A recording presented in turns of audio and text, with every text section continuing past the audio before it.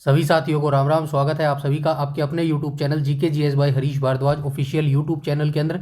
India GK की जो है आज हमारी क्लास नंबर 17वीं होने वाली है। ठीक है, इससे पहले मैं 16 क्लास ऑलरेडी कंप्लीट करवा चुका हूं। आई होप आपने सीक्वेंस वाइज सारी क्लासों को देखा होगा। ठीक है, अपना फीडबैक जरूर प्रोवाइड करवाया कीजिए कमेंट सेक्शन में। वीडियो सेशन आपको कैसा लग रहा है, कितनी आपकी तैयारी यहाँ पर मेरे साथ जो है मिलकर हो रही है मेरे भाई। ठीक है, सारी पीडीएफ आपको टेलीग्राम चैनल पर मिल जाएगी, जिसका लिंक आपको इसी वीडियो के डिस्क्रिप्शन में मिल जाएगा। ठीक है, कंसिस्टेंसी बनाए रखो। जो बच्चे कंसिस्टेंसी बनाए रखेंगे फाइनल में उन्हीं का सिलेक्शन होने वाला है मेरे भाई। ठीक है, बहुत सारे बच्चे अभी भी इसी डाउट में बैठे हैं कि भाई मेरे इतने मार्क्स है, क्या मेरा पीएमटी पीएचटी में लिस्ट आएगा, नाम आएगा या फिर नहीं आएगा। बहुत सारे बच्चे जो है भ्रम में बैठे हुए हैं, ये लाइन में नहीं है मेरे भाई फाइनल सिलेक्शन में। ठीक है, फिर भी टाइम निकाल के जो है मैं एक फाइनल वीडियो डालूंगा हरियाणा पुलिस से रिलेटेड, जिसके अंदर जो है मैं फाइनल कट ऑफ दिखा दूंगा, यानी कि पीएमटी पीएचटी की 2024 की कट ऑफ के ऊपर बात करेंगे, और साथ में जो है आपकी फाइनल जो सिलेक्शन होगा ना 2026 का सेफ स्कोर, उसके बारे में एक वीडियो मैं जरूर बनाऊंगा मेरे भाई। ठीक है, तो चलिए आज के वीडियो सेशन की हम शुरुआत कर लेते हैं। वीडियो को अंत तक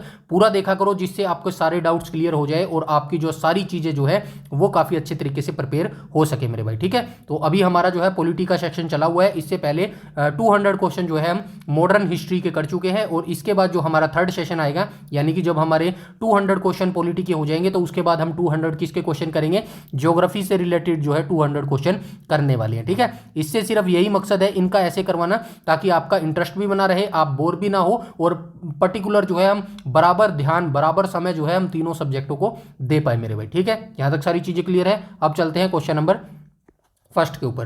क्वेश्चन नंबर फर्स्ट में क्या बोला गया है क्वेश्चन नंबर फर्स्ट के अंदर बोला गया है, संविधान के किस अनुच्छेद के तहत उपराष्ट्रपति राष्ट्रपति की अनुपस्थिति में उनके कार्यों का निर्वहन कर सकता है। तो संविधान के किस अनुच्छेद में जो है ये शक्ति दी गई है कि जब भाई उपराष्ट्रपति, माफ कीजिएगा, जब राष्ट्रपति जो है अनुपस्थित होता है, अवेलेबल नहीं होता, तो उनके जितने भी कार्य हैं वो उपराष्ट्रपति कर सकता है। ऐसा जो है किस अनुच्छेद में कहा गया है, तो ऐसा जो है अनुच्छेद 65 में कहा गया है। ऑप्शन नंबर डी यहां पर बिल्कुल करेक्ट हो जाएगा। ठीक है, अनुच्छेद 65 क्या कहता है कि अनुच्छेद 65 ऐसा कहता है, अगर आपका राष्ट्रपति जो है वो अवेलेबल ना हो तो उसके जितने भी कार्य हैं वो उपराष्ट्रपति जो है कर सकता है मेरे भाई। ठीक है, यहां तक सारी चीजें क्लियर है। उपराष्ट्रपति क्या होता है, उपराष्ट्रपति जो है राज्यसभा का सभापति भी होता है, ये चीजें भी आपको याद रखनी है। ठीक है, और हमारे देश का संवैधानिक प्रमुख कौन होता है, हमारे देश का संवैधानिक प्रमुख जो है भारत का जो पहला पर्सन होता है वो राष्ट्रपति ही होता है। ठीक है, हालांकि ये राष्ट्रपति जो है नाम मात्र होता है, वास्तविक शक्ति जो है वो प्रधानमंत्री और उनकी है मंत्रिपरिषद के पास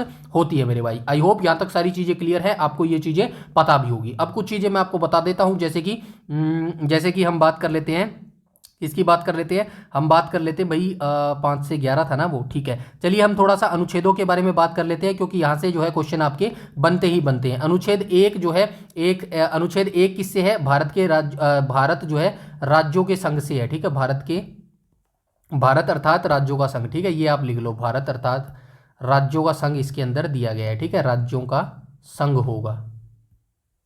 ठीक है, कौन होगा, भारत होगा। ठीक है मेरे भाई, यहां तक सारी चीजें क्लियर है। इसके बाद आप अनुच्छेद याद रखेंगे, अनुच्छेद 5 से लेके 11। अनुच्छेद 5 से 11 किससे संबंधित है, तो ये भारत की नागरिकता से संबंधित है मेरे भाई। ठीक है, भारत की नागरिकता से जो है ये संबंधित हो जाएंगे, और ये किस भाग के अंतर्गत आते हैं, ये भाग सेकंड के अंतर्गत आते हैं मेरे भाई। ठीक है, ये भाग किसके अंतर्गत आते हैं, ये भाग फर्स्ट के अंतर्गत आते हैं, ये भी आप याद रखेंगे। इसके बाद आप अनुच्छेद याद रखेंगे कहां से कहां तक, इसके बाद आप अनुच्छेद याद रखेंगे 12 से लेके 35 तक। ये अनुच्छेद में क्या आती है, तो इसके अंदर हमारे मौलिक अधिकार आते हैं।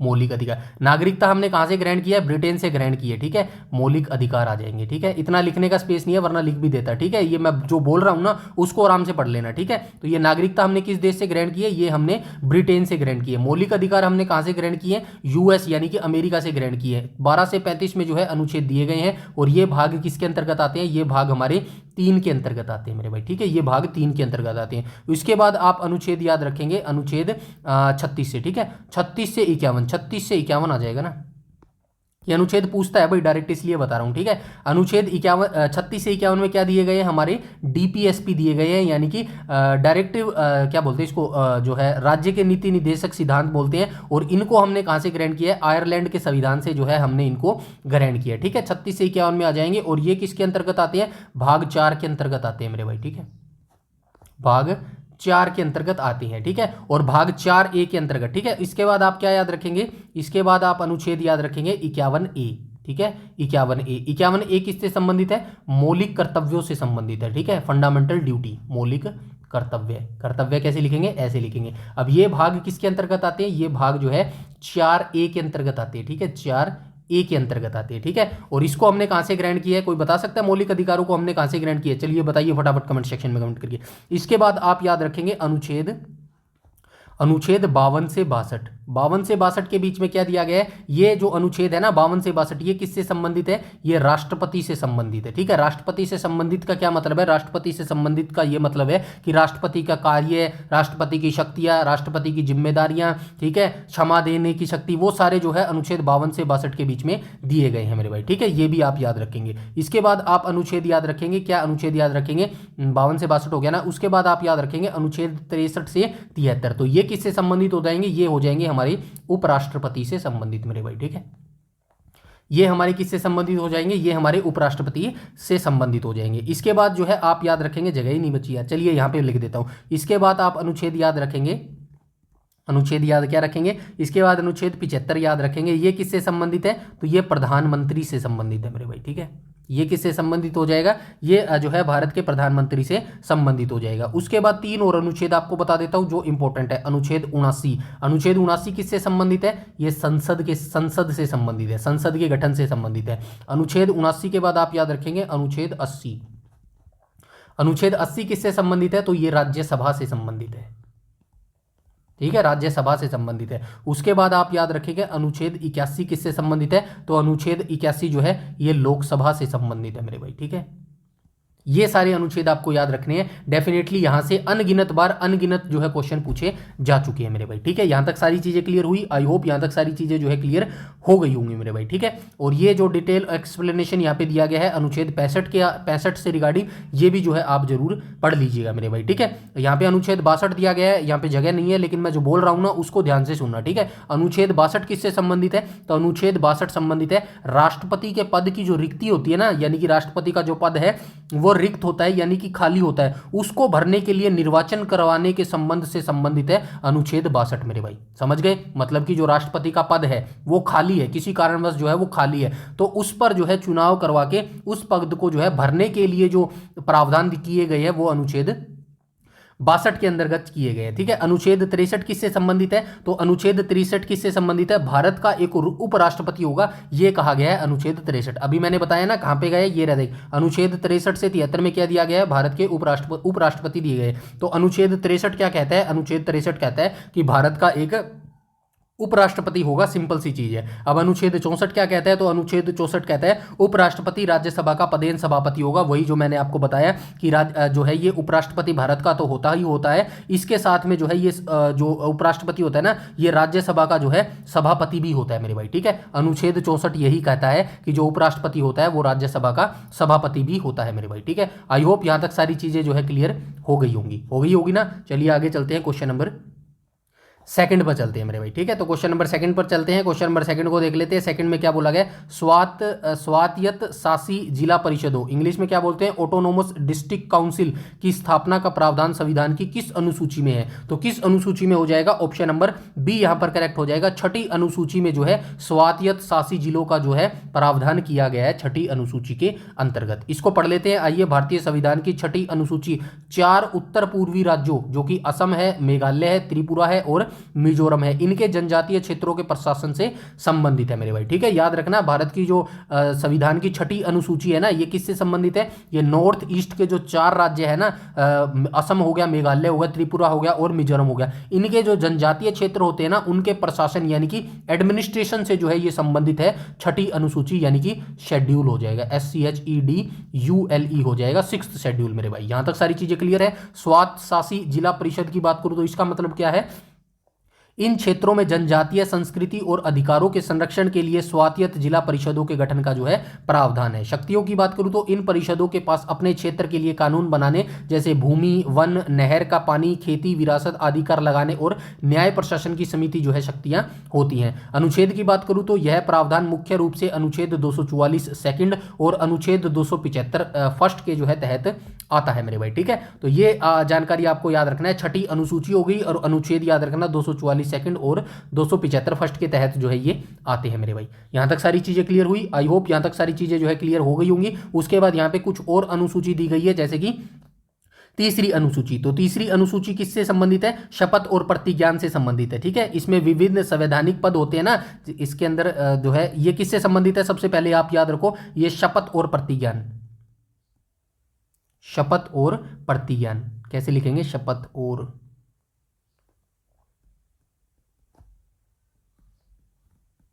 प्रतिज्ञान। शपथ वही यार, आप सभी जानते हैं, मैं भारत का देश का नागरिक हूं, मैं अपनी निष्ठा और उससे काम करूंगा, फला फला फला फला जो होता है ना, वो फालतू की चीजें होती है। कोई शपथ ये नाम मात्र लेते हैं मेरे मेरे भाई। ठीक है ना, काम इनको वही अपने, खैर छोड़ो। ठीक है, शपथ और प्रतिज्ञान किसके अंदर है? तीसरी अनुसूची के अंदर है। जैसे मंत्री होता है, सांसद होते हैं, न्यायाधीश होते हैं, ये सभी शपथ लेते हैं ना, ओथ ओथ जिसको बोलते हैं इंग्लिश में। ठीक है, वो तीसरी अनुसूची के अंतर्गत आता है मेरे भाई। ठीक है, छठी अनुसूची के बारे में हम डिटेल से जान चुके हैं। आठवीं अनुसूची के बारे में भी हम जान सकते हैं, जान चुके हैं। भारत की 22 भाषाओं से संबंधित है। ठीक है, 22 भाषाओं से संबंधित हो जाएगा। 10वीं अनुसूची देख चुके हैं, दल बदल, दल बदल। ठीक है, दल बदल विरोधी कानून किसके तहत जोड़ा गया था? 52वें संविधान तहत, 52वें कैसे लिखेंगे? 52वें संविधान संशोधन के तहत जो है इस 10वीं अनुसूची को जोड़ा गया था मेरे भाई। यहां तक सारी चीजें क्लियर है, आई होप यहां तक सारी चीजें जो है क्लियर हो गई होगी। इसके बाद हम चलते हैं क्वेश्चन नंबर 30 पर भाई। माफ कीजिएगा, 30 बोल दिया, 3 के ऊपर चलेंगे भाई। ठीक है, क्वेश्चन नंबर 3 को देख लेते हैं। भारतीय संविधान के किन अनुच्छेदों में संस्कृति और शिक्षा संबंधी जो है अधिकार दिए गए हैं? तो सबसे जो लास्ट 2 अनुच्छेद है ना, मौलिक अधिकार कहां पर खत्म होते हैं? 12 से 35 दिए गए हैं ना, तो 29 और 30 कहां पर है? 29 और 30, 29 और 30। ऑप्शन नंबर बी यहां पर बिल्कुल करेक्ट हो जाएगा। तो भारतीय भाग 3 के अंदर जो अंतर्गत जो है हमारे मौलिक अधिकार दिए गए हैं, अनुच्छेद 12 से 35 के बीच में। इसी के अंदर जो अनुच्छेद 29 है, यहाँ पे जो है अनुच्छेद 29 है और अनुच्छेद 30 है। अनुच्छेद 29 और 30 देख लेते हैं। अनुच्छेद 29 क्या कहता है? अल्पसंख्यक वर्गों के हितों का संरक्षण करता है अनुच्छेद 29। ठीक है, यह नागरिकों के किसी भी वर्ग को अपनी विशिष्ट भाषा, लिपि या संस्कृति को बनाए रखने का अधिकार देता है। साथ ही यह राज्य द्वारा सहायता प्राप्त शिक्षण संस्थानों में धर्म, मूल, वंश, जाति या भाषा के आधार पर प्रवेश से जो है रोका जा सकता है। ठीक है, रोका नहीं जा सकता, सॉरी। ठीक है, अनुच्छेद 30 की बात करूं तो शिक्षा संस्थानों की स्थापना और प्रशासन करने का जो है अल्पसंख्यक वर्गों का अधिकार है। अनुच्छेद 30 जो है इससे संबंधित हो जाएगा। इन दोनों को याद रखना अच्छे तरीके से। ठीक है, यहां तक सारी चीजें क्लियर हुई, आई होप जो है क्लियर हो गई होंगी। यहां पे और भी दिए गए हैं। ठीक है, और भी दिए गए हैं, चलो छोड़ो, और को छोड़ो, इसको बाद में देखेंगे हम। ठीक है, आगे चलते हैं, क्वेश्चन नंबर 4 को देख लेते हैं। क्वेश्चन नंबर 4 में क्या बोला गया है? तो क्वेश्चन नंबर 4 में बोला गया वर्तमान में भारतीय संविधान की 8वीं अनुसूची में मान्य भाषाओं की संख्या कितनी है? तो आप सभी जानते हैं वर्तमान में कितनी है? वर्तमान में 22 है, लेकिन मूल रूप से कितनी होती थी? याद रखना, पूछा गया है मूल रूप से जो है इसके अंदर 14 भाषाएं होती थी। शेड्यूल की बात करूं तो अनुसूची जो है 8वीं हो जाएगी। ठीक है, अनुसूची, ठीक है, अनुसूची 8वीं हो जाएगी। राइट ऑप्शन क्या हो जाएगा? 22 भाषाएं हो जाएगा। ऑप्शन नंबर ए यहां पर बिल्कुल करेक्ट हो जाएगा। ठीक है, तो ये आप याद रखना, डिटेल से मैंने लिख दिया है, सारी चीजें आपको पढ़नी है। भारतीय संविधान की 8वीं अनुसूची किससे संबंधित है? भाषाओं की सूची प्रस्तुति करती है। प्रारंभिक स्थिति की बात करूं तो मूल संविधान में कितनी भाषाएं होती थी? 14 भाषाएं होती थी। वर्तमान स्थिति की बात करूं तो इसके अंदर 22 भाषाएं हैं। उद्देश्य की बात करूं तो सरकारी कामकाज, शिक्षा और साहित्य के विकास के लिए विशेष प्रोत्साहन दिया जाता है मेरे भाई। यहां तक सारी चीजें क्लियर हुई। अब मैं इसके थोड़ा सा जो है आपको इंपॉर्टेंट चीज बता देता हूं जो आपको याद रखनी है, जो अक्सर पूछी जाती है मेरे भाई। ठीक है, चलिए, इंपॉर्टेंट है, याद रखते हैं। ठीक है, 21वां संविधान संशोधन, 21वां संशोधन। ठीक है, 1 सेकेंड, संशोधन 21वां संविधान संशोधन कब हुआ था? 1967 में हुआ था। इसके तहत कौन सी भाषा जोड़ी गई थी? इसके तहत सिंधी भाषा को जोड़ा गया था।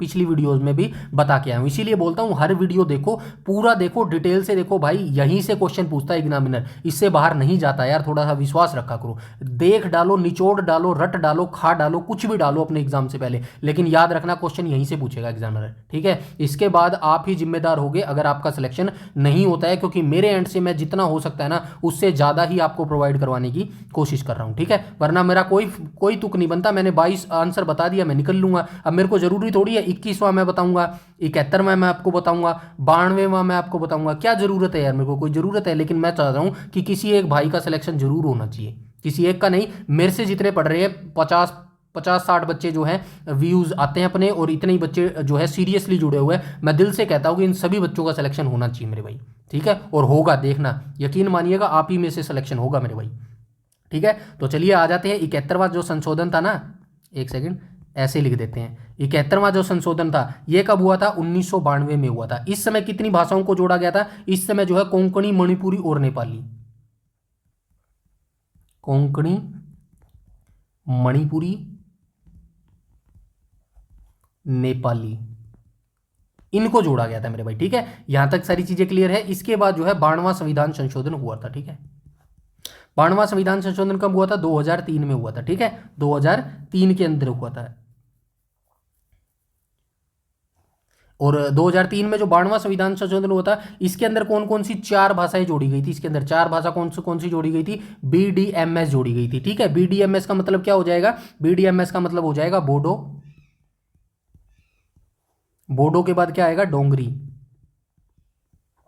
डोंगरी हो जाएगा, मैथिली हो जाएगा, संथाली हो जाएगा। लो बस संथाली, ये हो गई सारी भाषाएं। बताओ क्या मुश्किल था? मूल रूप से कितनी भाषाएं थी? मूल रूप से 14 भाषाएं थी, ठीक है। मूल रूप से कितनी भाषा थी? 14 भाषा थी। अब इनको ऐड कर लो, 15वीं ये होगी, 16वीं ये होगी, 17वीं ये होगी, 18वीं ये होगी, ठीक है। 18 के बाद 4 ये ऐड कर दो, कितनी होगी? हो गई 22 भाषा। बताओ कुछ है मुश्किल? कुछ मुश्किल नहीं है यार, थोड़ा सा बस आपको याद रखना है। 21वां संशोधन याद रखना है, 71वां याद रखना है, 92वां याद रखना है, इनका याद रखो, 67वां, 92वां और 2003वां। क्या मुश्किल है यार? कोई मुश्किल नहीं है मेरे भाई, ठीक है। आगे चलते हैं, चलो क्वेश्चन नंबर 5 के ऊपर चलते हैं। क्वेश्चन नंबर 5 में क्या बोला गया है? 1 सेकेंड। क्वेश्चन नंबर 5 में बोला गया मूल रूप से भारतीय संविधान में कुल कितनी अनुसूचियां दी गई थी? तो मूल रूप से जब संविधान बना था उस समय जो है इसके अंदर कितनी अनुसूचियां दी गई थी? तो 8 अनुसूचियां दी गई थी। ऑप्शन नंबर बी यहां पर बिल्कुल करेक्ट हो गया, करेक्ट हो जाएगा, ठीक है। लेकिन वर्तमान में इसके अंदर कितनी अनुसूचियां है? मूल रूप से यहां पर लिख देता हूं, मूल रूप से, मूल रूप से कितनी अनुसूचियां थी? 8 अनुसूचियां थी। वर्तमान में कितनी अनुसूची है? वर्तमान में 12 अनुसूची है मेरे भाई, ठीक है। यहां तक सारी चीजें क्लियर है। 26 नवंबर 1949 को जब भारतीय संविधान को अपनाया गया था ना, तब इसके अंदर कितनी अनुसूचियां थी? 8 अनुसूचियां होती थी, ठीक है। यहां तक सारी चीजें हैं। और वर्तमान में इसके अंदर कितनी अनुसूचियां है? 12 अनुसूचियां हो जाएंगी मेरे भाई, ठीक है। ठीक है, यहां तक सारी चीजें क्लियर है। जगह नहीं बची वरना बता देता, ठीक है। 8 अनुसूची होगी ना, चलिए यहां पे लिख देता हूं 9वीं अनुसूची। 9वीं अनुसूची क्या है? प्रथम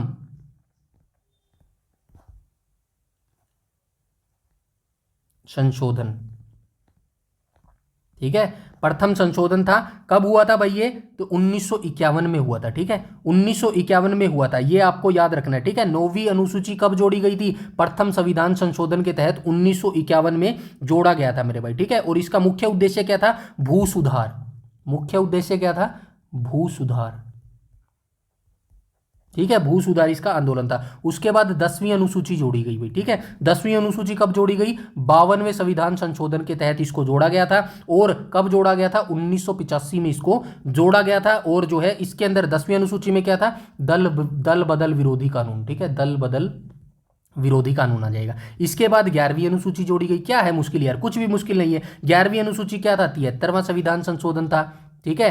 73वां ये था, क्या नाम है? 73, एक सेकंड, 73वां संविधान संशोधन लिख देता हूँ, ठीक है। 73वां संविधान संशोधन था। इसके तहत क्या जोड़ा गया था? पंचायती राज जोड़ा गया था। सिंपल सी बात है यार, पंचायती राज को जोड़ा गया था, ठीक है। पंचायती राज को जोड़ा गया था। पंचायती राज में कितने विषय से? 29 विषय थे यार, सिंपल सी चीज है यार, ठीक है। उसके बाद क्या था? 12वीं अनुसूची। कहाँ पे लिखूं? 12वीं अनुसूची यहां पे लिख देता हूं, 12वीं अनुसूची।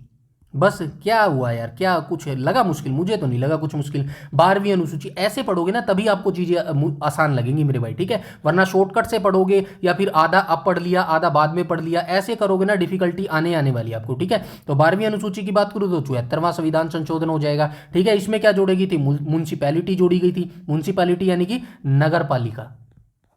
नगर पालिका, नगर पालिका में कितने विषय है? जैसे कि पंचायती राज में कितने विषय थे? 29 विषय थे। इसमें कितने हैं? 18 विषय है। बस यार बात खत्म करो, बस लो। और क्या रह गया? सारी चीजें मैंने आपको बता दी। क्या रहा? कुछ बता रहा? कुछ भी नहीं रहा मेरे भाई। चलिए आगे चलते हैं, ये पढ़ लेना भाई, ठीक है। आगे चलते हैं, क्वेश्चन नंबर 6 को देख लेते हैं। क्वेश्चन नंबर 6 में क्या बोला गया है, राष्ट्रपति के पास अध्यादेश जारी करने की शक्ति संविधान के किस अनुच्छेद में वर्णित है। यानी कि राष्ट्रपति जो है अध्यादेश जारी कर सकता है, भाई किस अनुच्छेद के तहत जारी कर सकता है, अनुच्छेद 123 के तहत जो है ये जारी कर सकता है। ठीक है, आइए इसके बारे में थोड़ा सा हम पढ़ लेते हैं नीचे से। ठीक है, अनुच्छेद 123 क्या कहता है, राष्ट्रपति को संसद के विश्रांति काल, जब संसद का सत्र न चल रहा हो, में अध्यादेश जारी करने की शक्ति प्रदान करता है। शक्ति का प्रयोग, राष्ट्रपति इसका प्रयोग तब करते हैं जब ऐसी परिस्थिति उत्पन्न हो गई है जिसमें तुरंत कार्रवाई करना आवश्यक हो जाता है। ठीक है, 123 जब है अनुच्छेद उसको प्रोवाइड करवाता है राष्ट्रपति को शक्ति। प्रभाव की बात करूं तो अध्यादेश का वही बल और प्रभाव होता है जो संसद द्वारा पारित अधिनियम का होता है। समय सीमा की बात करूं तो संसद का सत्र शुरू होने के 6 सप्ताह के भीतर इसे संसद द्वारा अनुमोदित होना अनिवार्य है, अन्यथा यह समाप्त हो जाता है मेरे भाई। ठीक है, ये सारी चीजें जो है आप याद रखेंगे। यहाँ पे अनुच्छेद 52 कहा गया है। ठीक है, अनुच्छेद 52 किससे संबंधित है, भारत का एक राष्ट्रपति होगा। मैंने बताया था ना, अनुच्छेद 52 से 62 किससे संबंधित है, ये राष्ट्रपति से संबंधित है। ठीक है, राष्ट्रपति से संबंधित है। तो अनुच्छेद 52 क्या कहता है, अनुच्छेद 52 कहता है कि भारत का एक राष्ट्रपति होगा मेरे भाई। अनुच्छेद 300 भी इंपॉर्टेंट है। ठीक है, अनुच्छेद 300 किससे संबंधित है, तो वाद और कार्रवाइयों से संबंधित है। ठीक है, वाद और कार्रवाइयों से, वाद और कार्यवाही। ठीक है, कार्यवाही से संबंधित होगा। अब एक मुझे आप कमेंट सेक्शन में बता दो, अनुच्छेद 300 अनुच्छेद कैसे लिखेंगे, अनुच्छेद 300A। ठीक है, किससे संबंधित है, ये मुझे फटाफट जो है आप कमेंट सेक्शन में कमेंट करके बता दो मेरे भाई। ठीक है, चलिए आगे चलते हैं, क्वेश्चन नंबर 7 के ऊपर चलते हैं। ठीक है, क्वेश्चन नंबर 7 में क्या बोला गया है, क्वेश्चन नंबर 7 के अंदर बोला गया है भारतीय संविधान के किस अनुच्छेद समूह का संबंध नागरिकता से है। तो कल वाली वीडियो में मैंने डिटेल से आपको बता के आया था। ठीक है, यहाँ पे भी बताया है क्या कहीं पे, हाँ ये बता रखा ना, कहाँ है, यहाँ पे बताया था ना मैंने,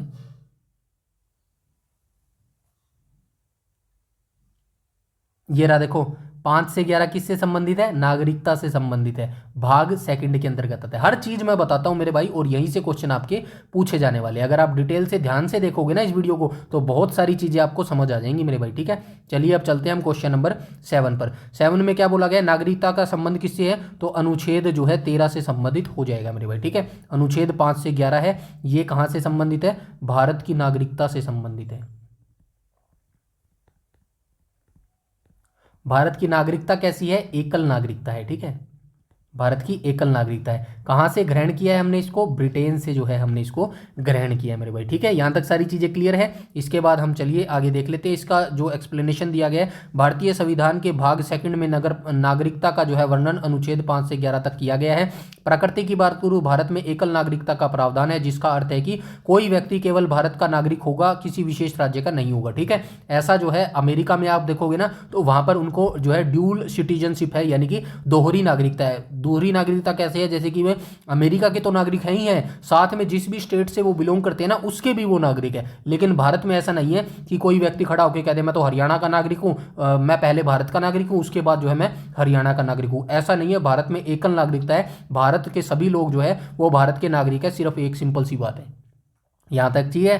इसके बाद संसद की शक्ति की बात करूँ तो अनुच्छेद 11 संसद को यह शक्ति देता है कि वह नागरिकता के अधिकार का कानून द्वारा नियमन करे। इसी शक्ति का प्रयोग कर संसद ने नागरिकता का अधिनियम 1955 पारित किया था मेरे भाई। ठीक है, तो ये याद रखना, बहुत बार पूछता है नागरिकता अधिनियम कौन सा है, 1955 वाला है। ठीक है, यहाँ तक सारी चीजें क्लियर है। आई होप यहाँ तक सारी चीजें जो है क्लियर हो गई होगी मेरे भाई। ठीक है, आगे चलते हैं भाई।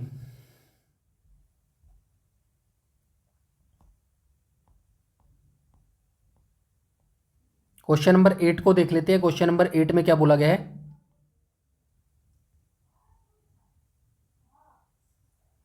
संविधान के किस अनुच्छेद के अंतर्गत धन विधेयक को पारित किया गया है। तो वही बात आ गई, अनुच्छेद को जो है 110 फर्स्ट के तहत किया गया है। ऑप्शन नंबर ए यहाँ पर बिल्कुल करेक्ट हो जाएगा। तो संविधान का जो अनुच्छेद 110 है ना, इसके तहत जो है धन विधेयक की जो डेफिनेशन है वो हमें जो है प्रदान की गई है मेरे भाई। ठीक है, आइए इसके बारे में थोड़ा सा यहाँ से देख लेते हैं। अनुच्छेद 110 में धन विधेयक की परिभाषा दी गई है। इसके खंड फर्स्ट के अनुसार कोई विधेयक धन विधेयक तब कहलाता है जब उसमें केवल निम्नलिखित में से किसी एक या अधिक विषयों का प्रावधान है। मतलब इनमें से कोई भी एक या इन तीनों का जो है प्रावधान है ना उस विधेयक में, तो वो धन विधेयक है मेरे भाई। ठीक है, किसी कर यानी कि टैक्स लगाना, किसी टैक्स को लगाना, हटाना, बदलना, सरकार द्वारा धन उधार लेने का नियम, भारत की संचित निधि या आस्मिकता निधि की अभिरक्षा, ठीक है। लोकसभा अध्यक्ष का निर्णय, कोई विधेयक धन विधेयक है नहीं, इस पर लोकसभा के अध्यक्ष का जो है निर्णय अंतिम होता है मेरे भाई, ठीक है। यहां तक सारी चीजें क्लियर है। आगे चलते हैं क्वेश्चन नंबर 9 के ऊपर। क्वेश्चन नंबर 9 में क्या बोला गया, अल्पसंख्यकों को अपनी पसंद के शिक्षण संस्थानों की स्थापना और प्रशासन करने का अधिकार किस अनुच्छेद में है, तो ये 30 आ जाएगा भाई, ठीक है। 29 के अंदर नहीं है, 30 के अंदर है, 30 फर्स्ट के अंतर्गत आ जाएगा, तो इसको भी देख लेते हैं थोड़ा सा, ठीक है। भारतीय संविधान का अनुच्छेद 30 अल्पसंख्यकों को धार्मिक या भाषाई को विशिष्ट शिक्षा संबंधी अधिकार प्रदान करता है। 30 फर्स्ट की बात करूं तो यह स्पष्ट रूप से घोषणा करता है कि सभी अल्पसंख्यकों को अपनी पसंद के शिक्षण संस्थानों की स्थापना और उनका प्रशासन करने का पूर्ण अधिकार होगा मेरे भाई, ठीक है। आगे चलते हैं, क्वेश्चन नंबर 10 को देख लेते हैं।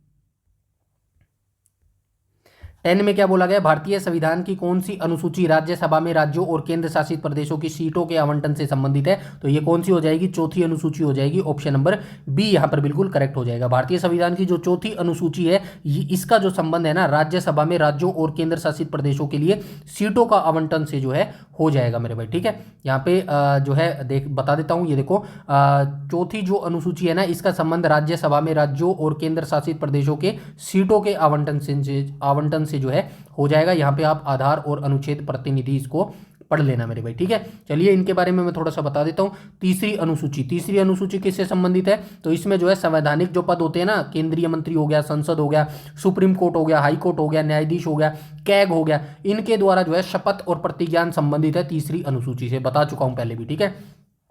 पांचवी अनुसूची किससे संबंधित है, तो यह अनुसूचित जो क्षेत्र होते हैं ना और अनुसूचित जो जनजातीय होते हैं उनके प्रशासन और नियंत्रण के लिए जो है प्रावधान करती है पांचवी अनुसूची। छठी अनुसूची की बात करूं यानी कि 6th शेड्यूल की बात करूं तो यह विशेष रूप से जो 4 राज्य है ना नॉर्थ ईस्ट के, पहले बात कर चुका हूं, 4 राज्य किसके, नॉर्थ ईस्ट के। नॉर्थ ईस्ट के कौन कौन से राज्य हो जाएंगे, असम हो गया, मेघालय हो गया, त्रिपुरा और मिजोरम हो गया, ठीक है। इनके जनजातीय क्षेत्र के प्रशासन और परिषदों से संबंधित हो जाएगी छठी अनुसूची, ठीक है। यहां तक सारी चीजें क्लियर हुई, आई होप यहां तक क्लियर हो गया होगा। इसके बाद हम चलते हैं क्वेश्चन नंबर 11 के ऊपर। क्वेश्चन नंबर 11 में बोला गया है, भारतीय संविधान के अनुच्छेद 368 का मुख्य संबंध निम्नलिखित में से किसके साथ है, तो आप सभी जानते हैं 368 का संबंध जो है किससे हो जाएगा, तो ये संविधान संशोधन से हो जाएगा। ऑप्शन नंबर डी यहां पर बिल्कुल करेक्ट हो जाएगा। भाग कौन सा हो जाएगा भाई, संविधान संशोधन किस भाग के अंतर्गत आता है, भाग जो है कैसे लिखेंगे, भाग XX लिखेंगे ना, XX को क्या बोलते हैं, 20 बोलते हैं भाई, ठीक है। इस भाग में जो है अनुच्छेद 368 यह संसद को संविधान और उसकी प्रक्रियाओं में संशोधन करने की जो है शक्ति प्रदान करता है मेरे भाई, ठीक है। यहां तक सारी चीजें क्लियर हुई, यहां से आप पढ़ लेना और यहां से प्रक्रिया देख लेना, यहां से आप बहुमत देख लेना मेरे भाई, ठीक है। संघीय ढांचा पढ़ लेना, सब कुछ पढ़ना है मेरे भाई, ठीक है, कुछ भी नहीं छोड़ना है, ठीक है। आगे चलते हैं क्वेश्चन नंबर 12 के ऊपर। क्वेश्चन नंबर 12 में बोला गया है, भारतीय संविधान का अनुच्छेद 56 निम्नलिखित में से किससे संबंधित है, तो भारतीय संविधान का जो अनुच्छेद 56 है यह किससे संबंधित हो जाएगा, भारत के राष्ट्रपति के कार्यकाल के प्रावधान से जो है ये संबंधित हो जाएगा। मैंने बताया था ना अनुच्छेद 52 से 62 किससे संबंधित है, राष्ट्रपति से संबंधित है, राष्ट्रपति आएगा ना, ठीक है, राष्ट्रपति से ये संबंधित हो जाएगा। तो अनुच्छेद 56 किससे संबंधित हो जाएगा, ऑप्शन नंबर सी हो जाएगा। अनुच्छेद 56 क्या कहता है, भारत के राष्ट्रपति के कार्यकाल के प्रावधान से ये संबंधित हो जाएगा मेरे भाई, ठीक है। अनुच्छेद 56 राष्ट्रपति के पद की अवधि को निर्धारित करता है और जो है इनका कार्यकाल कितने का होता है, राष्ट्रपति का कार्यकाल जो है 5 वर्ष का जो है इनका कार्यकाल होता है। त्यागपत्र की बात करूं तो अपना जो इस्तीफा है राष्ट्रपति किसको संबोधित करता है, उपराष्ट्रपति को देता है, ठीक है,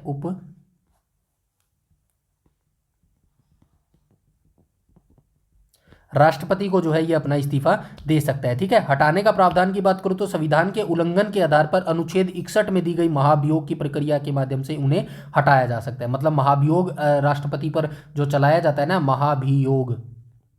महाभियोग इंपीचमेंट इसको बोला जाता है, ये किस अनुच्छेद के तहत चलाया जाता है, अनुच्छेद 61 के तहत जो है इसको चलाया जाता है मेरे भाई, ठीक है। यहां तक सारी चीजें क्लियर हुई, आई होप यहां तक सारी चीजें जो है क्लियर हो गई होगी मेरे भाई, ठीक है। इसके बाद हम चलते हैं भाई आगे, इसको पढ़ लेना, ठीक है। आगे चलते हैं, क्वेश्चन नंबर 13 को देख लेते हैं। क्वेश्चन नंबर 13 में क्या बोला गया, क्वेश्चन नंबर 13 में बोला गया भारतीय नागरिकों को भाषण और अभिव्यक्ति की स्वतंत्रता का अधिकार किस अनुच्छेद द्वारा प्रदान किया गया है, 15 के द्वारा नहीं किया गया, 19 के द्वारा किया गया है, बिल्कुल किया गया है। भारतीय संविधान का जो अनुच्छेद 19 है ये जो है 6 स्वतंत्रता भारत को प्रदान करता है, ठीक है। देख चुके हैं हम पिछली वीडियो में, ठीक है। 6 स्वतंत्रता जो है ये प्रदान करता है मेरे भाई, ठीक है। उसके बाद यहाँ पे लिखा भी होगा, ये देखो, भारतीय संविधान के अनुच्छेद 1A के तहत जो है वाक स्वतंत्रता और अभिव्यक्ति स्वतंत्रता का अधिकार दिया गया है। मैं तो यह लोकतंत्र का आधार है, इसको पढ़ लेना, ठीक है। प्रेस की स्वतंत्रता भी इसी अनुच्छेद के अंतर्गत निहित मानी जाती है। प्रेस की स्वतंत्रता कहते हैं ना, what are you kidding me, बस ये वही है। प्रेस की स्वतंत्रता जो है ना, ये किडिंग का माध्यम है आज के समय में। भारत की जो मीडिया है ना आज के समय में, जितना भी खैर छोड़ो, जाने दो, ठीक है। चलिए, प्रतिबंध ये यहाँ से आप पढ़ लेना, ठीक है। उसके बाद यहाँ पे कुछ छोड़ दिया गया है, उसको पढ़ लेते हैं, ठीक है। संविधान का अनुच्छेद 15 क्या कहता है भाई? भेदभाव का निषेध करता है। मतलब कि किसी भी व्यक्ति के साथ आप धर्म, मूल, वंश, लिंग के साथ जो है आप नहीं कर सकते भेदभाव। यहाँ तक सारी बातें समझ में। उसके बाद अनुच्छेद 20 है। अनुच्छेद 20 क्या कहता है? अपराधों के लिए दोष सिद्धि के संबंध में संरक्षण। अपराधों के लिए दोष सिद्धि, ठीक है ना, सिद्धि ऐसे लिखेंगे, ठीक है। सिद्धि के संबंध में संरक्षण, ठीक है। अनुच्छेद 21 क्या कहता है भाई? प्राण एवं दैहिक स्वतंत्रता,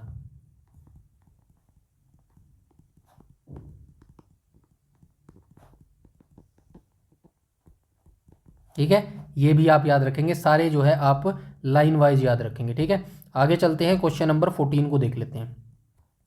क्वेश्चन नंबर 14 में बोला गया है भाई, हाँ, भारतीय संविधान के किस अनुच्छेद समूह में चुनाव प्रणाली का विस्तृत प्रावधान है? तो आप सभी जानते हैं अनुच्छेद 324 से 329 के अंतर्गत क्या दिया गया है? इलेक्शन कमीशन दिया गया है, इलेक्शन कमीशन ऑफ इंडिया दिया गया है, ठीक है। यहाँ से पढ़ लेना, भारतीय संविधान के भाग 15 में निर्वाचन से संबंधित विस्तृत प्रावधान अनुच्छेद 324 से 329 तक दिए गए हैं। अनुच्छेद 324 यहाँ से पढ़ लेना, 325 यहाँ से पढ़ लेना, 326 यहाँ से पढ़ लेना, ठीक है। सब कुछ पढ़ लेना मेरे भाई, ठीक है। कुछ भी आपसे पूछा जा सकता है, ठीक है। आगे चलते हैं, क्वेश्चन नंबर 15 जो कि आज का हमारा अंतिम क्वेश्चन होने वाला है। आपातकाल के दौरान किस अनुच्छेद के तहत राष्ट्रपति को मौलिक अधिकारों के प्रवर्तन को निलंबित करने की शक्ति प्राप्त है? अनुच्छेद 359 हो जाएगा। ऑप्शन नंबर बी यहाँ पर बिल्कुल करेक्ट हो जाएगा, ठीक है। ऑप्शन नंबर बी हो जाएगा। आइए इसको हम देख लेते हैं, ठीक है। कहाँ गया? ये रहा। अनुच्छेद 359 क्या है? राष्ट्रपति को यह शक्ति देता है कि वह राष्ट्रीय आपातकाल के दौरान आदेश जारी कर मौलिक अधिकारों को लागू करने के लिए न्यायालय जाने के अधिकार को निलंबित कर सके। महत्वपूर्ण सीमा की बात करूँ तो 44वां संविधान संशोधन 1978 के तहत अब बाद जो है, अब राष्ट्रपति अनुच्छेद 20 दोष सिद्धि से संरक्षण और अनुच्छेद 21 प्राण एवं दैविक स्वतंत्रता को किसी भी स्थिति में निलंबित नहीं कर सकते। मतलब सब कुछ निलंबित हो सकता है, अनुच्छेद 20 और 21 को जो है इसको निलंबित नहीं किया जा सकता। निलंबन का अर्थ क्या है? यह अधिकारों को खत्म नहीं करता है, बल्कि उन्हें अदालतों के माध्यम से प्राप्त करने की शक्ति को रोक देता है मेरे भाई, ठीक है। यहां तक सारी चीजें क्लियर है। आई होप यहां तक सारी चीजें जो है क्लियर हो गई होगी, और यहीं पर जो है आज का वीडियो सेशन हमारा समाप्त भी होता है मेरे भाई, ठीक है। तो वीडियो अच्छी लगे तो बस मेरे मोटिवेशन के लिए वीडियो को लाइक कर देना और शेयर कर देना अपने दोस्तों के साथ, भाइयों के साथ और बहनों के साथ मेरे भाई, ठीक है। इतना आज की वीडियो में रखते हैं। कोई भी आपका डाउट, क्वेरी या सजेशन हो तो आप कमेंट सेक्शन में कमेंट करके तुरंत बता सकते हैं मेरे भाई, ठीक है। अच्छे तरीके से तैयारी करते रहो, जुड़े रहो, पेशेंस बनाए रखो, कंसिस्टेंसी बनाए रखो, ठीक है मेरे भाई। आज की वीडियो में इतना ही, और पीडीएफ जो है आपको टेलीग्राम चैनल पर मिल जाएगी, जिसका लिंक इस वीडियो के डिस्क्रिप्शन में जो है मिल जाएगा मेरे भाई, ठीक है। मिलते हैं नेक्स्ट वीडियो में, तब तक के लिए धन्यवाद।